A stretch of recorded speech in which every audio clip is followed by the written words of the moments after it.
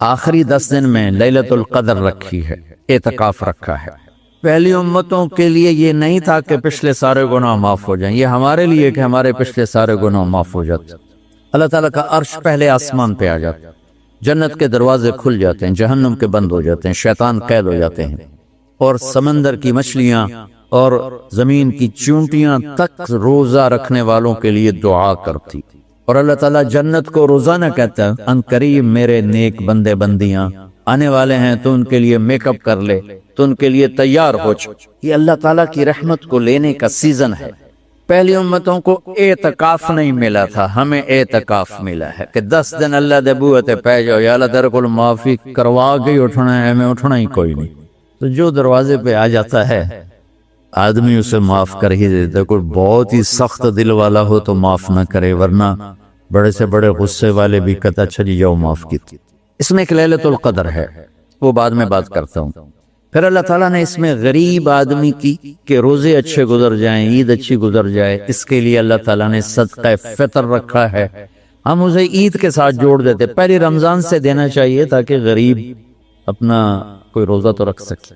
پہلے رمضان سے 29 رمضان تک جب مرضی دے دیں، اور اگر وہ فطرانہ ادا نہیں کرتا تو اس کے روزے اس کے سر کے اوپر سے بھی نہیں جاتے، وہیں کھڑے رہتے ہیں۔ اور عام طور پر یہاں اخبار میں ٹی وی پر گندم کے لحاظ سے آتا ہے 2 سیر کڑک دے دو، وہ تھوڑے سے پیسے ہیں، 100-200 روپے ہے۔ میں آپ کو آپ سب مالدار لوگ بیٹھے ہیں، میں آپ کو اپنے نبی کا صدقہ فطر بتاتا ہوں کہ آپ کیا دیتے تھے۔ آپ کشمش دیتے تھے، کھجور دیتے تھے، جو بھی دیے ہیں۔ تو کشمش 3 کلو، بازار میں 3.5 کلو، بازار میں جا کے پوچھیں جو سب سے اچھی کشمش ہو، یا پھر درمیانی، گھٹیا نہیں درمیانی اور سب سے اچھی، پتہ کرے وہ کتنی ہے، 1000 روپے کلو ہے، 1500 روپے کلو ہے۔ آپ کے گھر کے 4 افراد ہیں تو ایک گھر سے 6000 روپے غریب کو جائے گا۔ آج تو 6000 میں ایک ہفتہ نہیں گزرتا۔ تو اب سب سے عرض کرتا ہوں ویسے بھی خیرات کریں، افطاریاں کروائیں، اور صدقہ فطر کشمش کے حساب سے دیں۔ یہ آپ سب بھائی بہنوں کی خدمت میں گزارش ہے۔ اللہ نے آپ کو رزق دیا، خرچ کریں، یہی آپ کے ساتھ جائے گا، باقی سارا ادھر ہی رہ جائے گا۔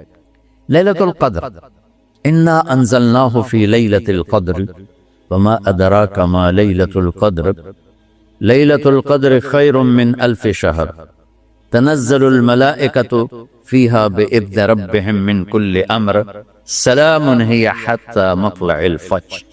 ہم نے قرآن کو لیلۃ القدر میں اتارا، تمہیں کیا خبر کہ لیلۃ القدر کیا ہے؟ لیلۃ القدر 1000 مہینوں سے بہتر ہے۔ اس میں فرشتے اترتے ہیں اور یہ صبح تک رہتی ہے۔ لفظ قدر عربی میں اس کا ایک مطلب ہے قیمت۔ تو اللہ نے کہا میں تمہیں بتاؤں، آپ سب تاجر بیٹھے ہو، لیلۃ القدر کی قیمت کیا ہے؟ 1000 مہینوں سے بہتر ہے، 1000 مہینوں سے بہتر ہے۔ اب 1 روپے پر 1000 نفع لے سکتے ہیں؟ دنیا میں کوئی ایسا کاروبار ہے؟ جو ہیروئن بیچتے ہیں وہ بھی نہیں لے سکتے۔ اور میرا اللہ کہہ رہا ہے 1 رات 1000 مہینے، یعنی کوئی 82-83 سال۔ یہ تو آ گیا پہلا قدر۔ دوسرا اس کا مطلب ہے تنگ پڑ جانا، تنگ پڑ وقت فقدر علیہ رزقہ۔ تو تنزل الملائکۃ فیہا، تنزل الملائکۃ والروح فیہا، کہ اس رات اتنے فرشتے اترتے ہیں کہ زمین تنگ پڑ جاتی ہے۔ سبحان، اتنے فرشتے آتے ہیں زمین تنگ پڑ جاتی ہے۔ تیسرا مطلب ہے قدر، مقدار کو۔ تو اللہ تعالیٰ نے اس کا آخری مطلب بھی بتایا، سلام ہی حتی مطلع الفجر، کہ یہ فجر کی نماز تک، فجر کی اذان تک یہ رہتی ہے۔ 3 مطلب ہیں قدر کے، تینوں اللہ نے قرآن میں کور کیے۔ قیمت کیا ہے؟ 1000 مہینوں سے بہتر۔ تنگی کیا ہے؟ فرشتوں سے زمین بھر جاتی ہے۔ مقدار کیا ہے؟ صبح صادق۔ لیلۃ القدر 27 کی نہیں ہوتی، 21، 23، 25، 27، 29۔ اب یہ 5 راتیں جاگنے چھٹ، اب لوگ تو ویسے رات کے بادشاہ ہو، جاگ لو۔ تو لیلۃ القدر مسجد میں نہ گزارو، گھر میں گزارو۔ یہ مسجدوں میں اشتہار لگ جاتے ہیں، فلاں کے ساتھ شب قدر گزاریں، فلاں حضرت کے ساتھ شب قدر گزاریں۔ پھر ادھر کوئی صلاۃ تسبیح پڑھ رہا ہے باجماعت، عورتیں صلاۃ تسبیح کی جماعت کرا رہی ہیں، اور پتہ نہیں اور کتنی عجیب و غریب قسم کی عبادات شروع ہو جاتی۔ یہ نفلی عبادت ہے، میرے نبی گھر میں پڑھتے تھے۔ آپ نے اشراق کے سوا ہر نفل گھر پڑھا، ہر سنت گھر میں پڑھی، تو آپ لیلۃ القدر کو یہ مستورات دی، آپ دی اکٹھے ہو کے نہیں منانا، الگ الگ مصلی بچھا کر اپنے اللہ سے رونا دھونا کرو، اپنے اللہ کو منانا کرو، میں بھی کروں آپ بھی کریں۔ نوافل کی جیسے ابھی شب برات گزری تو اشتہار تھے، میں جا رہا تھا ادھر اسلام آباد میں ایک جنازہ ہو گیا تھا، تو اشتہار فلاں حضرت کے ساتھ شب برات گزارے، فلاں مسجد میں شب برات گزارے، فلاں جگہ شب برات گزارے۔ بھائی وہ گھر میں منانے کی ہے، مسجد میں نہیں۔ میرے نبی نے نفلوں کو تنہائی میں ادا کیا، فرض کو مجمع میں ادا کیا۔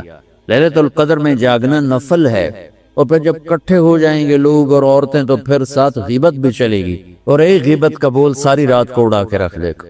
مردوں یا عورت کٹھے ہو جائیں غیبت سے تو بچتے نہیں، نہ ہی رک سکتے ہم۔ سندھ سے ہم بائی روڈ آ رہے تھے، کراچی سے بائی روڈ جماعت تھی، تو وہ راستے میں بڑی غیبت کرے، نوجوان تھے سارے نئے نئے، میں چپ کر کے سنتا رہا۔ جب کوئی 2 دن گزر گئے نا تو ہمارے پاس بڑی وین تھی، میں نے کہا بچوں ایک نصیحت کرتا ہوں کہ غیبت نہ کیا کرو، مذاق کرو، ہنسا کرو، کھیڑا کرو، غیبت نہ کرو۔ تھوڑی سی میں نے اس بات کی تو بڑے متاثر ہو، کہا جی ٹھیک ہے انشاءاللہ آئندہ بالکل نہیں کرے۔ کوئی آدھا گھنٹہ گاڑی میں سناٹا رہا، آدھے گھنٹے کے بعد ایک بولے مولانا جو غیبت نہ کری تو پھر گلاں کی کریے۔ یہ میرا کلچر ہے، لہذا عورتیں عبادت کے لیے بھی اکٹھی ہوں گی تو غیبت شروع ہو، مرد مسجد میں اکٹھے ہوں گے وقت ضائع ہوگا، غیبت شروع ہو۔ میرے بھائی بہنوں، ہر نفل کو گھر میں گزار، اپنے گھر کو بابرکت بناؤ، اپنے گھروں میں نفل پڑھو، تلاوت کرو، ذکر کرو۔ صرف اشراق کے نفل میرے نبی مسجد میں پڑھتے تھے 2 رکعت، باقی ہر نفل آپ نے مسجد میں ادا۔ تو یہ چند چیزیں رمضان کے متعلق میں نے عرض۔ اب ایک بڑی اہم بات میں آپ کے سامنے عرض کرنا چاہتا ہوں، رمضان کی دولت کس سے ملے گی، رمضان کی برکات کس سے ملیں گی، اور کون محروم ہو جائے گا؟ آپ نے فرمایا 4 آدمی ایسے ہیں جن کی رمضان اور شب قدر میں بھی بخشش نہیں ہوتی، بس اس سے ہم اپنے آپ کو بچا۔